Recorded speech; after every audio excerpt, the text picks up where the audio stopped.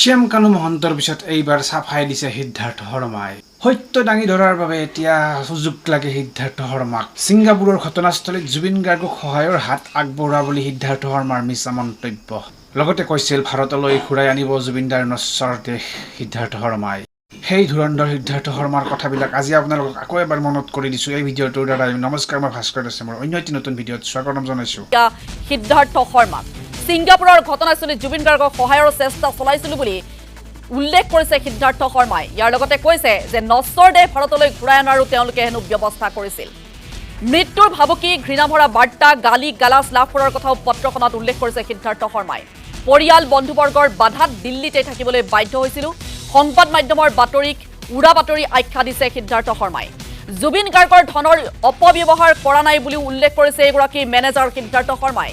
প্ৰতিটো টকাৰ হিচাপ দিবলৈ সম্পূৰ্ণ সাজু বুলি তেওঁ এই পত্ৰযোগে উল্লেখ কৰিছে। কপিৰাইট ৰয়েলিটিৰ সন্দৰ্ভতো কিছু কথা উল্লেখ কৰিছে সিদ্ধাৰ্থ শৰ্মাই। জুবিন গাৰ্গৰ বেছিভাগ গানেই অন্য মিউজিক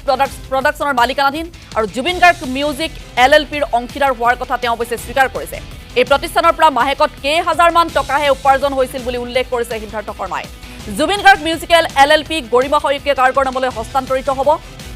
SITৰ তদন্ততো সহযোগ কৰিব বুলি উল্লেখ কৰিছে এই পত্ৰযোগে সিদ্ধাৰ্থ শৰ্মাই। অৱশেষত যেন গাঁতৰ পৰাহে ওলাল সিদ্ধাৰ্থ শৰ্মা। শ্যাম কানু মহন্তৰ পিছত এইবাৰ নিজৰ চাফাই গাইছে এই পত্ৰযোগে সামাজিক মাধ্যমত সিদ্ধাৰ্থ শৰ্মাই। যিগৰাকী সিদ্ধাৰ্থ শৰ্মা মেনেজাৰ হিচাপে আছিল জুবিন গাৰ্গৰ, আৰু সেইগৰাকী মেনেজাৰৰ উপস্থিতিত জুবিন গাৰ্গৰ এই অকাল মৃত্যু হৈছিল আৰু তাৰ পাছত স্বাভাৱিকতে চাৰিওফালে ক্ষোভৰ জুই। আৰু অৱশেষত 7টা দিনৰ অন্তত হাৰ পাইছে সিদ্ধাৰ্থ শৰ্মাই আৰু এক পত্ৰযোগে সামাজিক মাধ্যমত এই বাৰ্তা দিছে। এইসমূহ কথা উল্লেখ কৰিছে সিদ্ধাৰ্থ শৰ্মাই। মই এই মুহূৰ্তত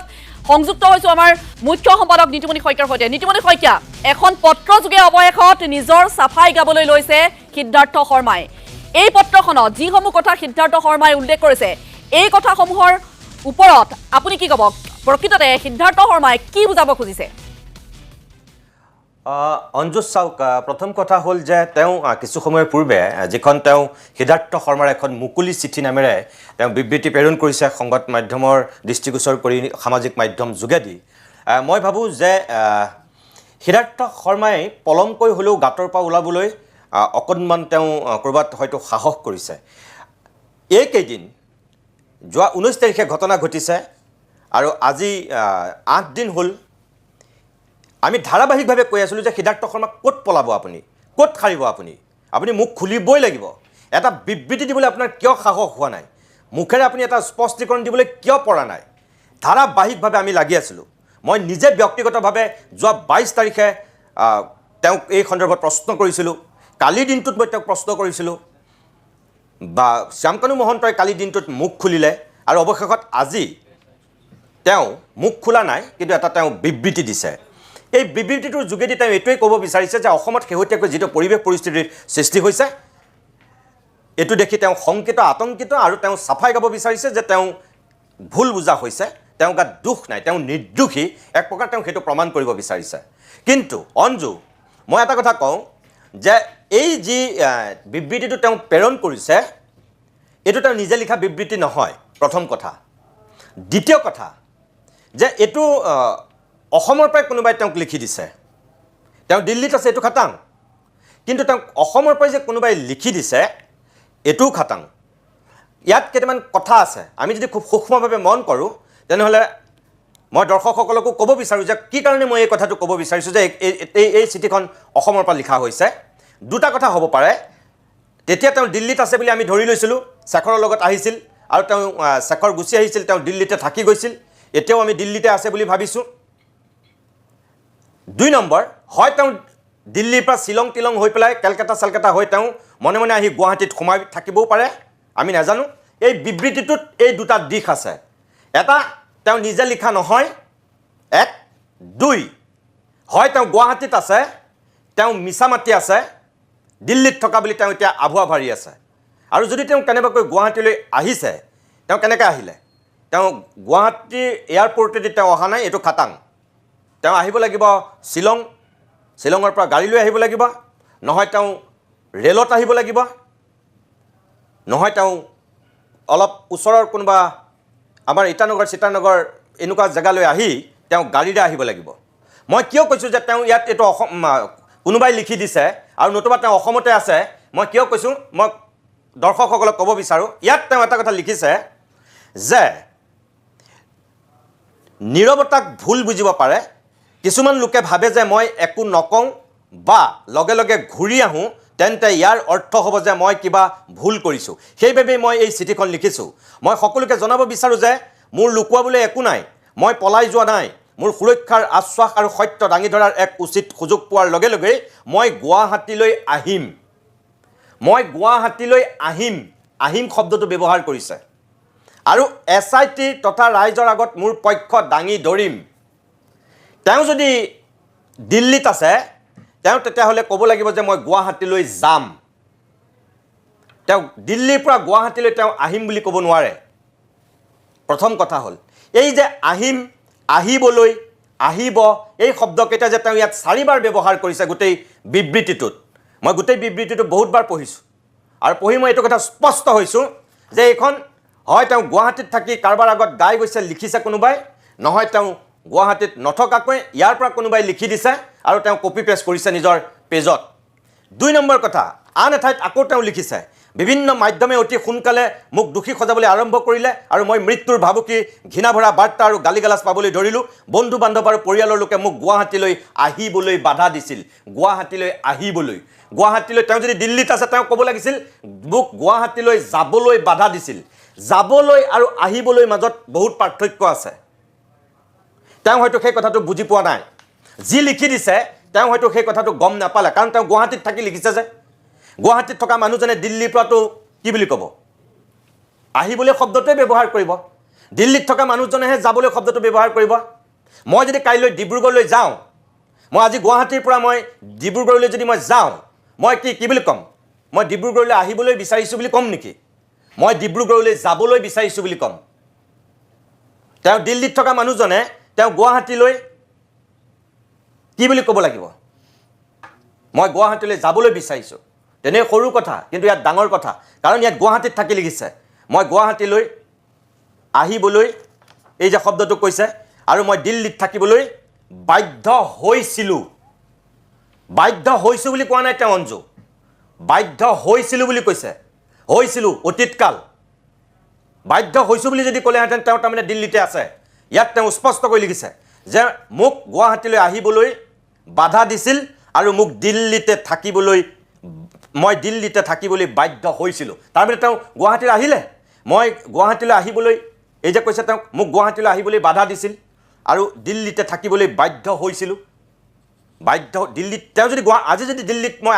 আছিলোঁ মই যদি আছোঁ মই কি বুলি ক'ম মই দিল্লীতে থাকিবলৈ বাধ্য হৈছোঁ এতিয়াও মই অসমলৈ যাব পৰা নাই মই গুৱাহাটীলৈ যাব পৰা নাই মই সেইটোহে ক'ম কিন্তু ইয়াত কৈছে যে মই দিল্লীত থাকিবলৈ বাধ্য হৈছিলোঁ তাৰমানে তেওঁ মনে মনে আহিলে নেকি এইটো এটা প্ৰশ্ন আৰু যদি তেওঁ অহা নাই তেতিয়াহ'লে তেওঁ তাতে যদি আছে ইয়াৰ পৰা কোনোবাই লিখি দিছে একদম এইটো কথা খাটাং তাৰপিছত নিতুমণি শইকীয়া এইখিনিতে মই আপোনাক এটা কথা সুধিব বিচাৰিম আপুনি যিটো প্ৰসংগ উল্লেখ কৰিছে মই থাকিবলৈ বাধ্য হৈছিলোঁ যদিহে আপুনি কোৱাৰ দৰে তেওঁ গুৱাহাটীতে আছে যদি বেলেগে লিখি দিছে সেইটো এটা বেলেগ কথা কিন্তু যদিহে তেওঁ গুৱাহাটীত আছে তেতিয়াহ'লে এইটো কিন্তু এটা এইখিনি মুহূৰ্তত আটাইতকৈ স্পৰ্শকাতৰ কথা ডেফিনেটলি অঞ্জু মই সেই কথাটো কিয় কৈছোঁ যে SIT গঠন হোৱাৰ পিছত কালিৰ দিনটোত সিদ্ধাৰ্থৰ ঘৰত জেৰা কৰিছে তালাচী চলাইছে ইয়াত তেওঁ সেই কথাটো উল্লেখ কৰিছে তালাচী চলোৱাৰ কথাটো উল্লেখ কৰিছে আজিও শ্যামকানু মহন্তৰ ঘৰত 30জনীয়া এটা আৰক্ষী দলে তালাচী চলাইছে কালিও চলাইছে কালি তলৰ মহলটোত চলাইছে আজি ওপৰ মহলটোত চলাইছে তলা ভাঙি পেলাই মোৰ প্ৰশ্নটো হ'ল যে শ্যামকানু মহন্ত ছিংগাপুৰত আছে এই সিদ্ধাৰ্থ বোলা এই মেনেজাৰজন দিল্লীত আছে বুলি আমি গম পাওঁ SIT আচলতে খালী ঘৰকেইটাত কি বিচাৰি ফুৰিছে কাগজ পত্ৰ টকা পইচা কিবা আন কিবা কিবি অসমৰ মানুহে শ্যামকানু মহন্তৰ সম্পত্তিৰ হিচাপ বিচৰা নাই সিদ্ধাৰ্থৰ কিমান টকা পইচা আছে ক'ত কি সম্পত্তি আছে এইবিলাক বিচৰা নাই মানুহকেইটাক বিচাৰিছে খালী ঘৰকেইটাত তালাচী চলাই অভিযান চলাই কি SIT আচলতে তদন্ত কৰি আছে মই সেইটো বুজা নাই মোৰ কাৰণে দুৰ্বোধ্য মানুহে বিচাৰিছে যে সিদ্ধাৰ্থক গ্ৰেপ্তাৰ কৰক শ্যামকানুক যেনে তেনে ধৰি আনক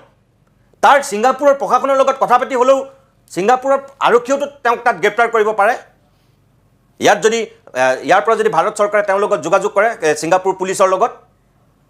এতিয়ালৈকেতো সেইখিনি কৰা হোৱা নাই এইটো কি তদন্ত হৈ আছে আচলতে চাবলৈ গ'লে আৰু সিদ্ধাৰ্থ সঁচাকৈ কিবা কাৰণত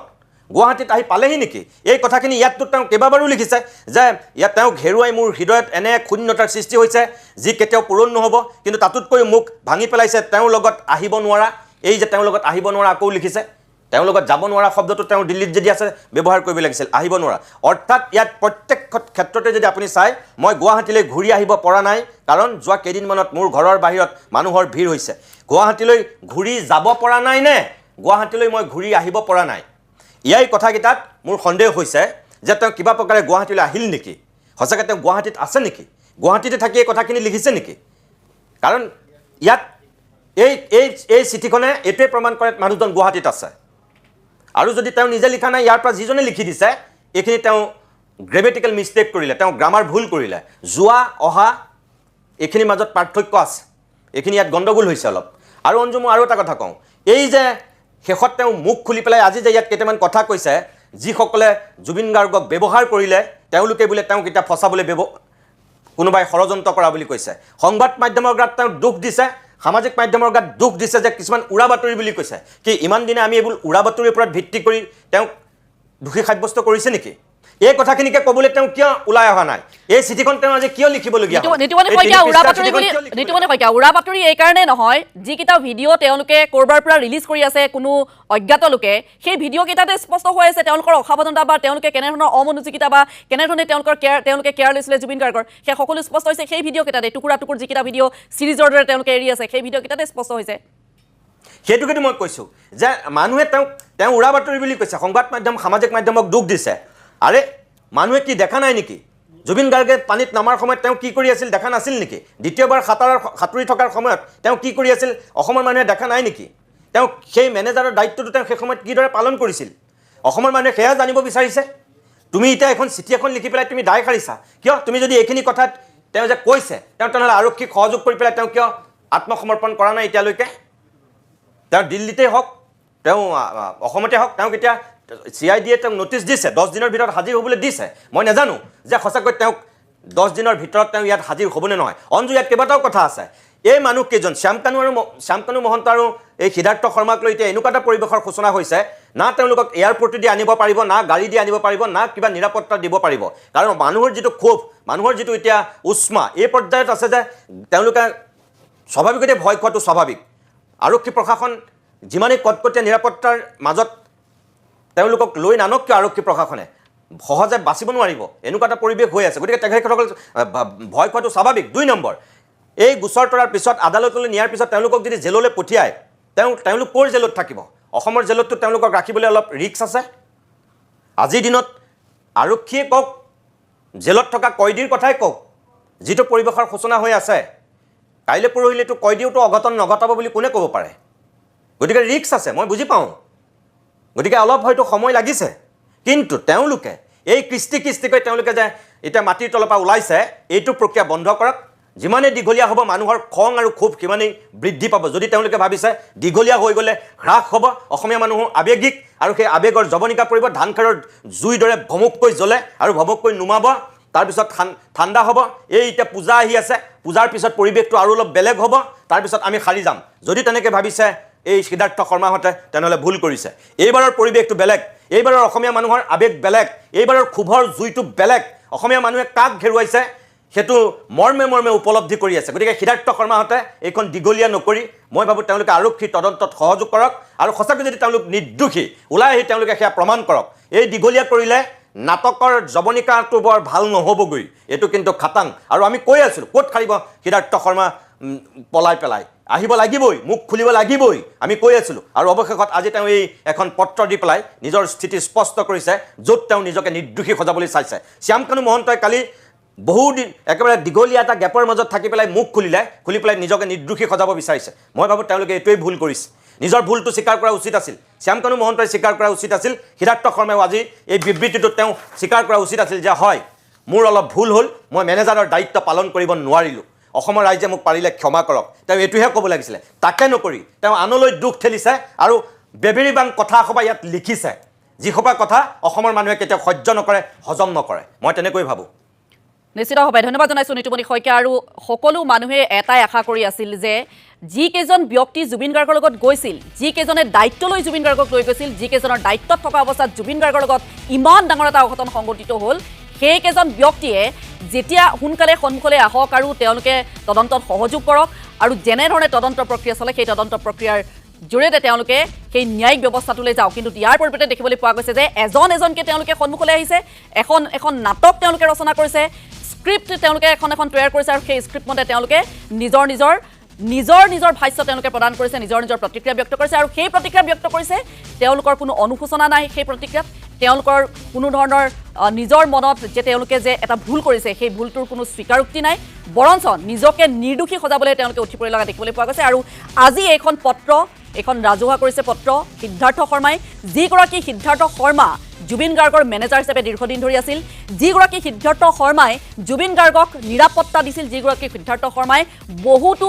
জুবিন গাৰ্গৰ অনুৰাগীক জুবিন গাৰ্গৰ ওচৰলৈ যাবলৈ দিয়া নাছিল অসমত, সেইজন সিদ্ধাৰ্থ শৰ্মা থকা অৱস্থাত জুবিন গাৰ্গৰ সৈতে যিগৰাকী জুবিন গাৰ্গ দীৰ্ঘদিন ধৰি অসুস্থ হৈছিল, জুই আৰু পানীৰ পৰা তেওঁক আঁতৰত থাকিবলৈ চিকিৎসকে পৰামৰ্শ আগবঢ়াইছিল, সেইগৰাকী জুবিন গাৰ্গক তেওঁ সেই স্থানত পানীত এৰি দিলে আৰু অকাল মৃত্যু সাৱটি ল'লে আমাৰ সকলোৰে মৰমৰ শিল্পীগৰাকী। আৰু তাৰ পাছত এতিয়া সকলোৰে ক্ষোভ আছে আৰু সেই ক্ষোভৰ বাবে তেওঁলোকে এতিয়া ভয় খাইছে আৰু ভয় খাই এনেধৰণে তেওঁলোকে দেখিবলৈ পোৱা গৈছে এজনকৈ তেওঁলোকে এখন নাটক এটাৰ পাছত আন এখন নাটক তেওঁলোকে ৰচনা কৰিবলৈ চেষ্টা কৰিছে। কিন্তু তেওঁলোকৰ এই নাটকত কোনো ভুল নাযায়, তেওঁলোকৰ দুখ আছে, সেই কথা কেৱল সংবাদ মাধ্যমে নহয়, তেওঁলোকে সংবাদ মাধ্যমে অপপ্ৰচাৰ কৰিছে বুলি ক'লে নহ'ব। এই কথা অসমৰ প্ৰত্যেকগৰাকী ব্যক্তিয়ে আজি কৈছে যে তেওঁলোকৰ ভুল আছে, তেওঁলোকৰ ভুল আছে বাবেই আজি আমি এটা সম্পদ হেৰুৱালোঁ, অসমে এটা সম্পদ হেৰুৱালে। ভিডিঅ'টো চাই কেনেকুৱা পালে কমেণ্ট বক্সত জুবিন দাৰ এফাকিয়ালৈ লিখিব। যদি মোৰ পেজত নতুনকৈ আহিছে পেজটো ফ'ল' কৰিব, যদি মোৰ ইউটিউব চেনেলত নতুনকৈ আহিছে চেনেলটো মোৰ ছাবস্ক্ৰাইব কৰিব। জয় আই অসম, জয় জুবিন দা, ধন্যবাদ।